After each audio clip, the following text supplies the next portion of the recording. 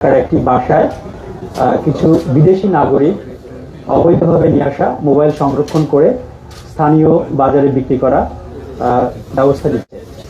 তারই প্রেক্ষিতে আমরা উভয় জায়গাতেই অভিযান পরিচালনা করি এবং উত্তরা 17 নম্বর সেক্টরে অভিযান পরিচালনা করে একজন চাইনিজ নাগরিককে গ্রেপ্তার করি এবং সেখান থেকে আমরা 58টি আইফোন উদ্ধার করি।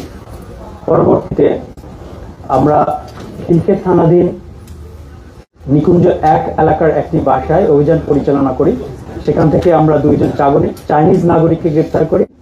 পাশাপাশি সেখান থেকে আমরা 305টি আইফোন উদ্ধার করি এবং বিভিন্ন যন্ত্রাংশ এবং আইফোনের বিভিন্ন পার্টস সংযোজন করার জন্য যে ধরনের মেশিনারিজ ব্যবহার করা হয়ে থাকে সেগুলো আমরা উদ্ধার করে থাকি।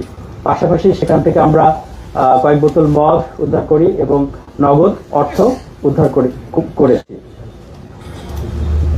আমরা তাদেরকে প্রাথমিকভাবে জিজ্ঞাসাবাদ করি এবং এই জিজ্ঞাসাবাদের মাধ্যমে জানতে পারি যে স্থানীয় কিছু এখানকার যারা মোবাইল ব্যবসায়ী তারাও এই ঘটনার সাথে যুক্ত রয়েছে বা এই ব্যবসার সাথে যুক্ত রয়েছে। তাদের কয়েকজনের নাম আমরা পেয়েছি। আমরা তদন্তের স্বার্থে এখনই আমরা এই নামগুলো প্রকাশ করছি না, পরবর্তীতে তদন্ত শেষে আমরা এই নামগুলো আপনারা জানতে পারবেন।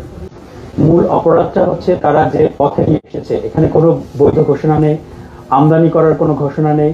তারা বিদেশ থেকেই এই আইফোনের পার্টসগুলো আলাদা করে এবং তারা বিভিন্ন বিমানের মাধ্যমে তারা এখানে পাঠায় এবং এখানে একটা তারা ল্যাব তৈরি করেছে, সেই ল্যাবে তারা সংযোজন করে কোনো ধরনের কোনো অনুমতি ছাড়া সেগুলো তারা স্থানীয় বাজারে বিক্রি করার প্রচেষ্টা চালায়।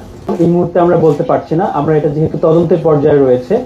আর যেটা বলছেন যে তারা সবসময় যে বাইরের কাছে যায়, অর্থাৎ এখানকার স্থানীয় যে যারা কেনে তারা নিজেরা কোথাও যায় না, তাদের কাছ থেকে এখানকার লোকজন গিয়ে তাদের কাছ থেকে সংগ্রহ করে।